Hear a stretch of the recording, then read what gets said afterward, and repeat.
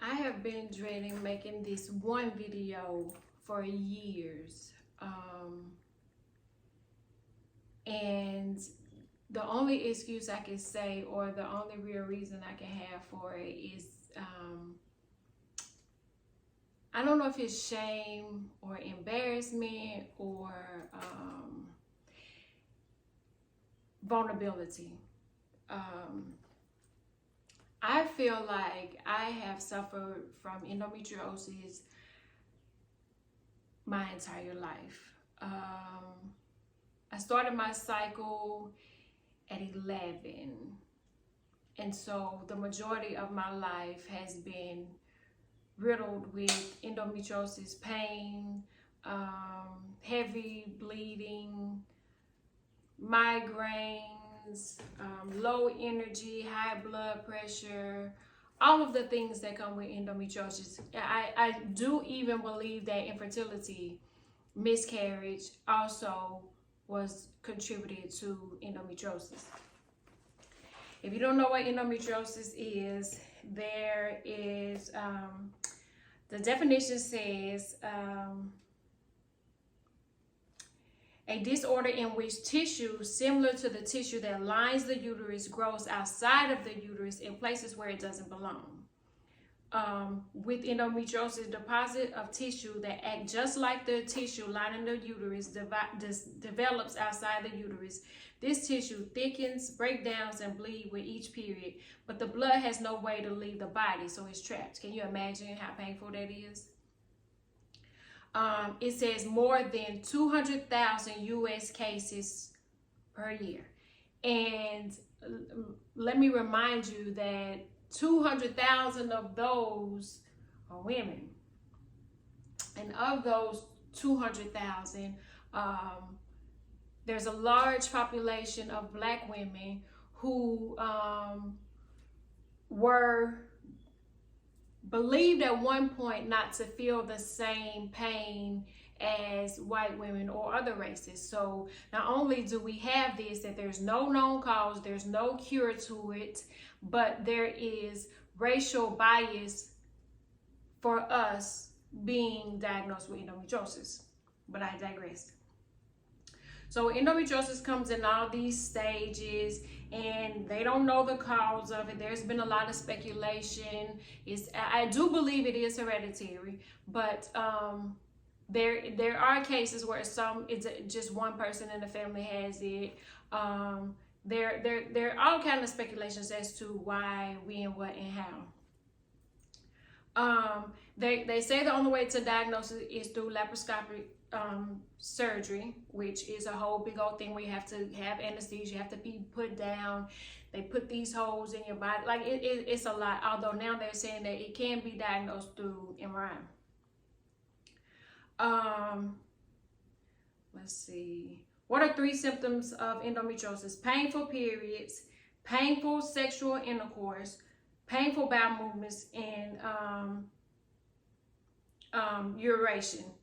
Chronic pelvic pain, abdominal bloating, nausea, fatigue, sometimes depression, anxiety, and infertility. And some of the symptoms that I had, or some of the things that I went through, was the high blood pressure and the migraines. I suffer from migraines so bad that I used to have to go to the ER. And then when you get in the ER, after you've gone so many times, they start labeling you as a drug seeker. And they used to give me a cocktail of 3 medications. One of them drove me absolutely insane. Like, it would be to the point where I would be yelling at my mama like this. I feel like I'm about to explode. So I no longer wanted to go to the ER for migraines, but they would be so debilitating that I couldn't function with these migraines. And I have kids. So back to the neurologist, and I ended up getting Botox. And she started in between my eyes, Botox all the way down into my shoulders, deep into my head. And at one point, it feels like the medicine was draining and seeping into my brain. And so I decided that I no longer wanted it. And the doctor, the neurologist, love her dearly, but she said, I don't think you'll be able to go without Botox because of the type of migraines that you're suffering from. I'm happy to say that I have not had Botox and have not had a migraine. But all of the things that I have endured, I did everything I was supposed to do. I went to see the medical professions. I had the surgeries. I had 6 surgeries, and I did the medications. And I understand that every medication affects everybody differently. I also know that what works for me doesn't work for you, and what works for you won't work for me. I get all of that. But at the point where you are suffering so much that it is literally controlling your life, like you don't feel like yourself. And it's hard to explain if I am having something on the inside of me that you can't see, but I can feel, but to you, I look normal. Because let's face it, you can't look at me and say that I have endometriosis no more than I can look at you. Now, at some point in time, some medical professionals, and I have started to do it myself, I can look and see that you have a certain bloatiness to yourself that sometimes make you appear to look pregnant without having to be pregnant.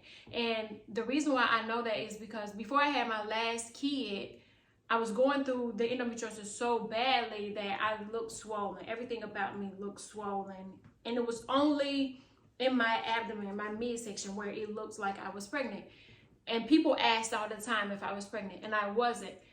The moment I got pregnant with her, nobody asked. Nobody even suspected that I was pregnant. As a matter of fact, I hear her, not intentionally, but just because I had suffered miscarriages before, and this one was something that I knew it was my last pregnancy, and there was some things that I wanted to keep to myself. So I didn't announce it. I didn't tell anybody. It wasn't really known.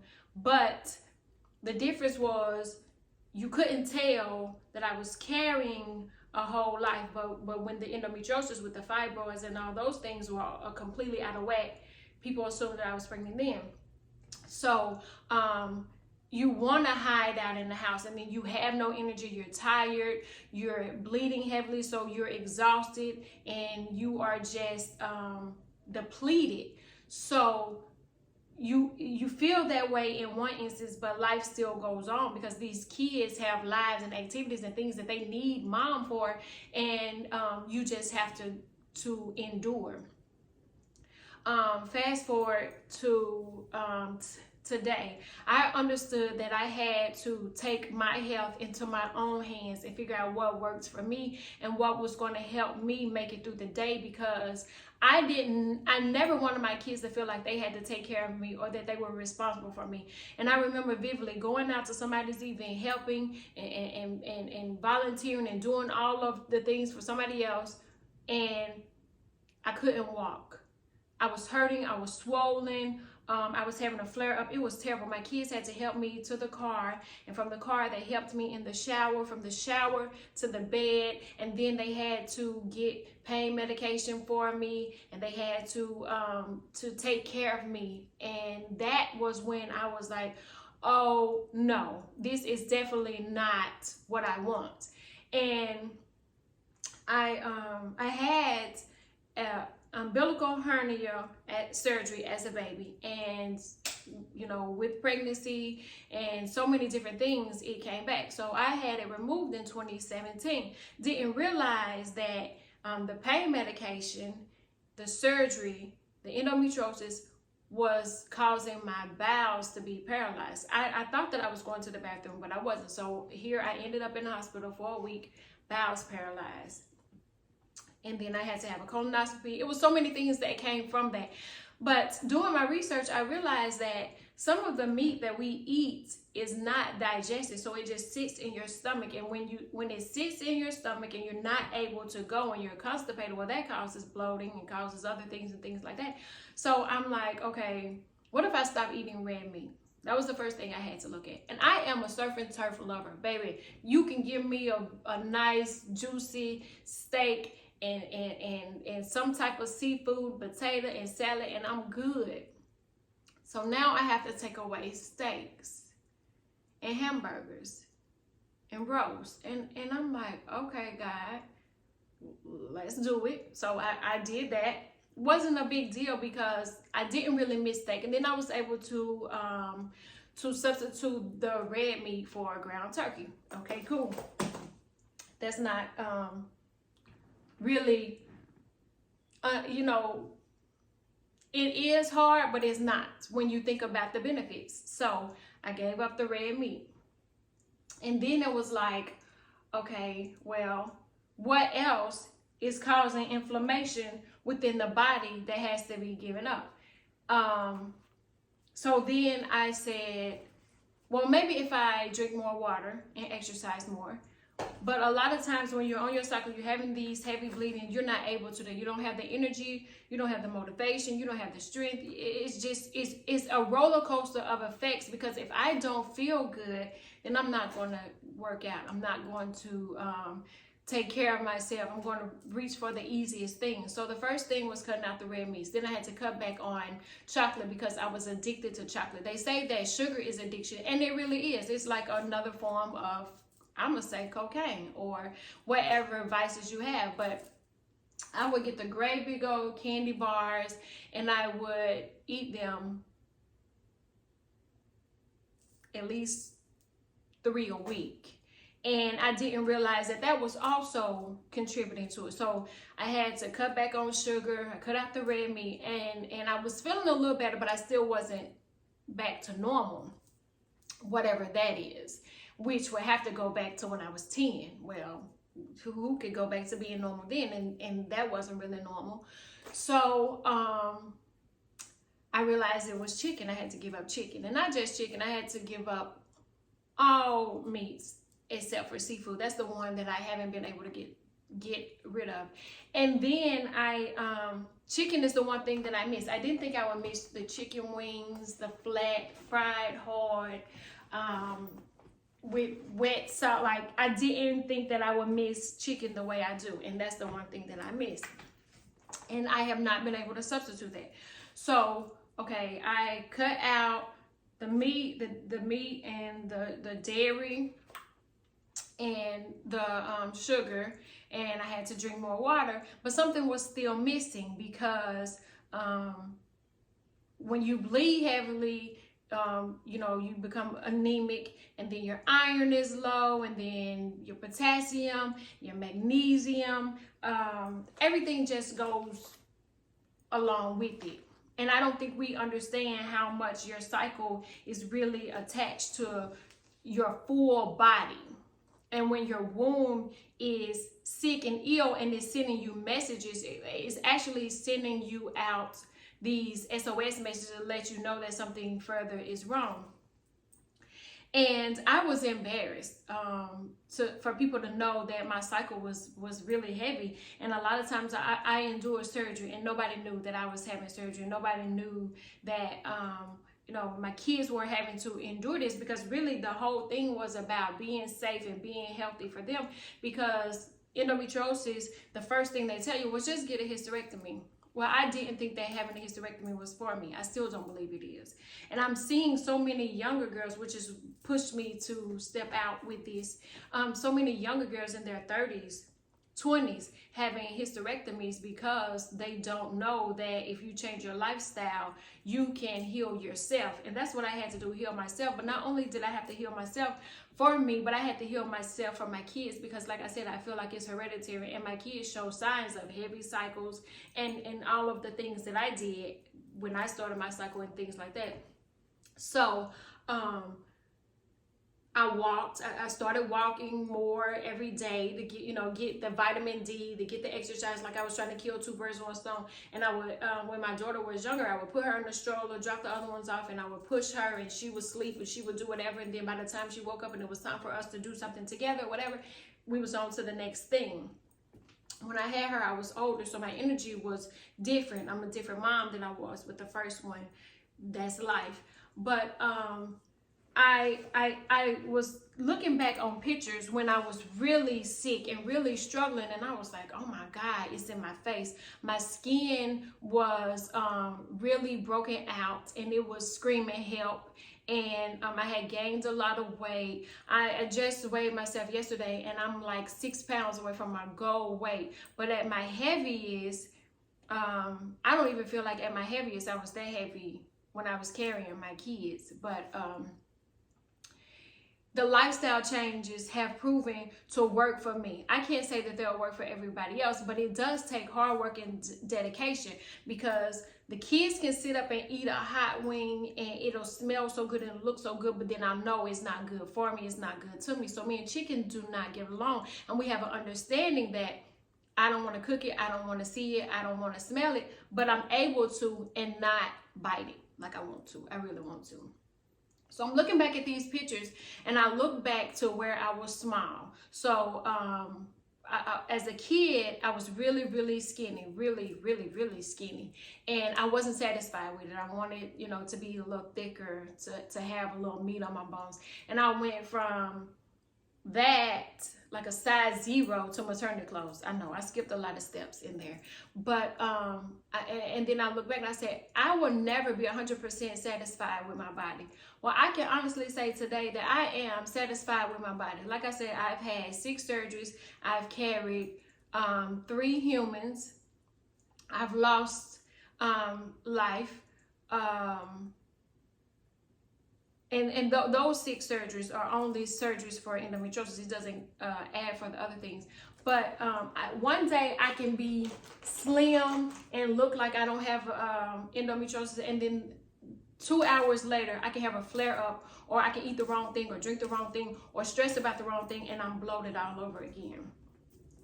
So I had to incorporate herbs into my regimen. And before I was knowledgeable about the type of herbs that I could get and customize it for myself, I was using, and I still use, other people's herbs and other people's suggestions. And I go to herbalists and those that have been doing it longer, and I see what they're doing, and I purchase it so that I can use it for myself, so that I can tell other people, well, this worked for me, and this is a blend that I created for myself along with my oldest daughter, out of herbs that I researched and I took notes, and I know that they work. I drink them. I drink the herbs. I steam with the herbs. I bathe in the herbs. So I have incorporated it in like my everyday life. The 27th, I did a vag steam, and because I thought my cycle was coming the next week, it ends up coming like the next day, and there was old blood, there was clots, and there was everything that I feel like the steam pulled out. Plus I had taken a detox bath with some of the same herb blend, and I even, on the days that I steam, I try to eat light. So I don't eat the healthiest, but it's not as dirty as it used to be. So on days when I steam or I'm detoxing, I try to eat a lot of fresh fruits and vegetables. But in doing a lot of research and listening to a lot of people, my favorite vegetables are not the greatest for us, but then some of them say that they are. So it's a lot of intake, research, and seeing what works best for me, and also trying to study and pick up every book that comes across my path to see what is new, what is more vital, what has the best results been, or what has yielded the best results. So today I stand 1 week from my cycle, and I won't show you all of it, but those are some of the scars from the surgery. So the surgery is real, I won't lie about that, but this is the flattest I think I've been since being diagnosed with endometriosis at 20 is when I was finally diagnosed. So it's working for me. Now I can't say what I do will work for everybody, but it's a step in the right direction. And it does, like I said, it requires dedication, and it's expensive.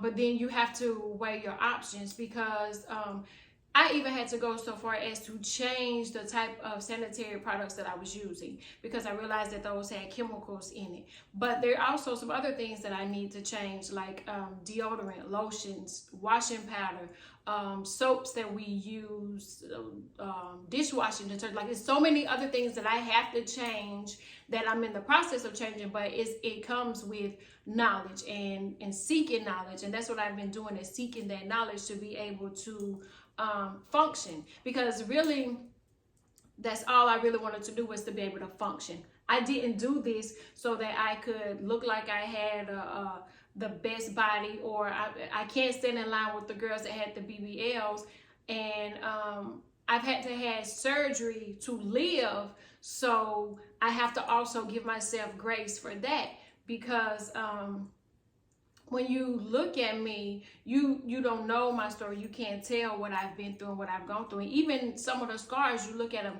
you don't know the story behind it until I open my mouth and tell you. But I can't help the next person if I don't put myself out of my comfort zone and be a little vulnerable and say, hey, I can look at you and tell that you probably suffer from endometriosis. If you want my help, it's here, but I won't force you.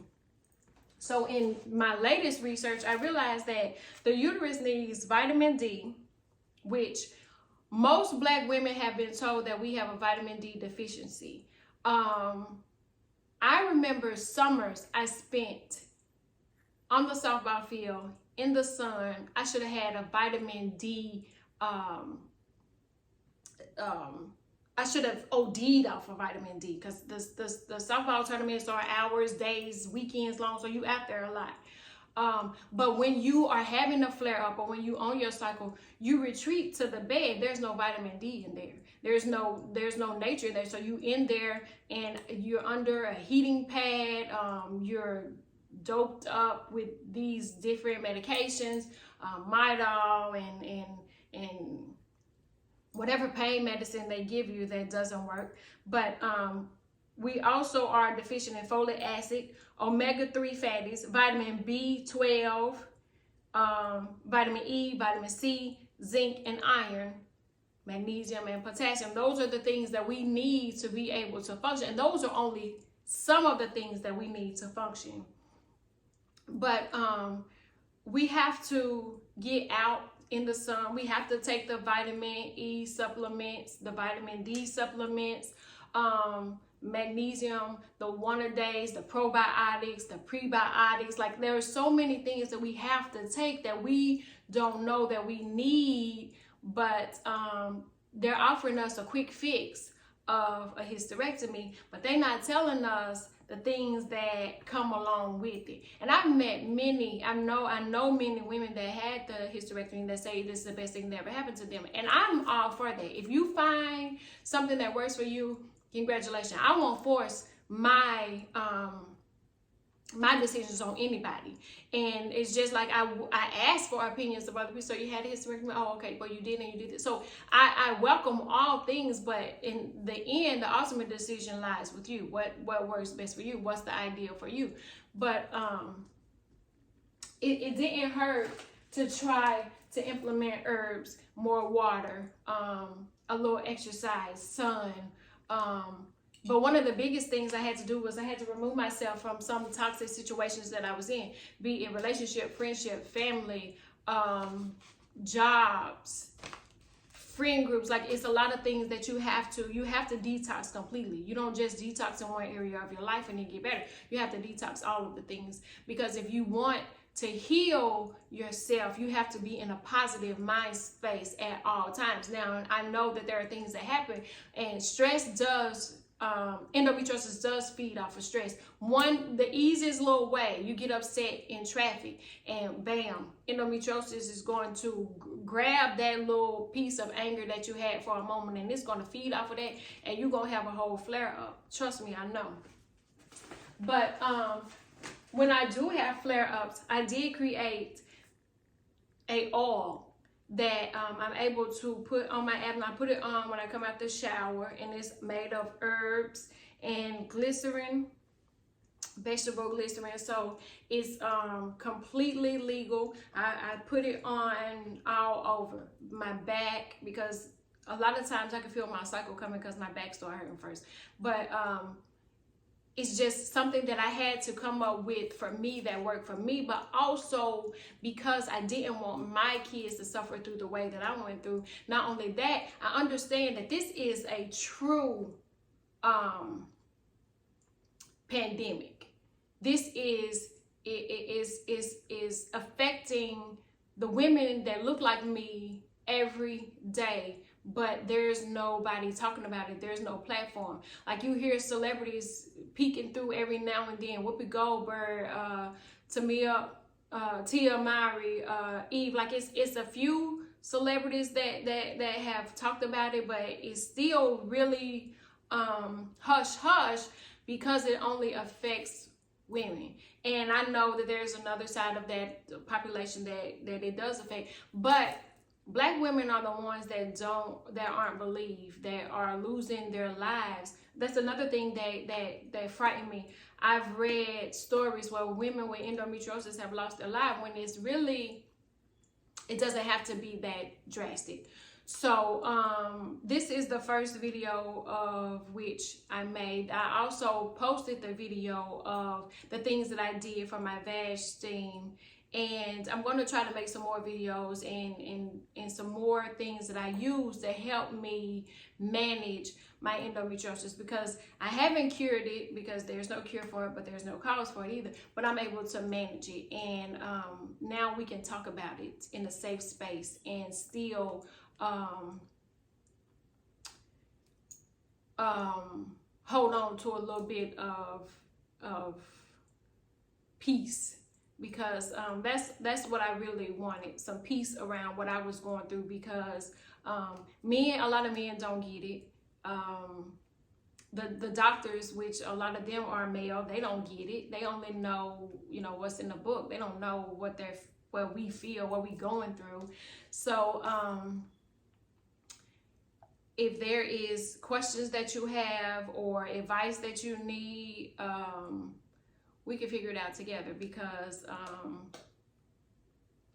we have to heal ourselves in order to change the world. And that's what it's all about for me. So if you take anything away from this video, know that it was a long, hard process. And I have been on this journey probably about 5 to 6 years now. So I'm just now getting to the point where I understand it more. I'm accepting of my body more. I'm not embarrassed. I'm not ashamed. But those close to me know my story. But I'm not looking for sympathy. I've never been somebody looking for sympathy or attention. I'm just looking to help heal. So that's the purpose of it. So it's not going to hurt me for my story to be told, or for you to know some of the things that I've been through, because I could tell you horror stories, and I could tell you stories that you probably would be like, well, how did you make it out? Because there are times when I wasn't sure that I would make it out, and I made it out, and I'm running to tell the story how somebody else can make it out too.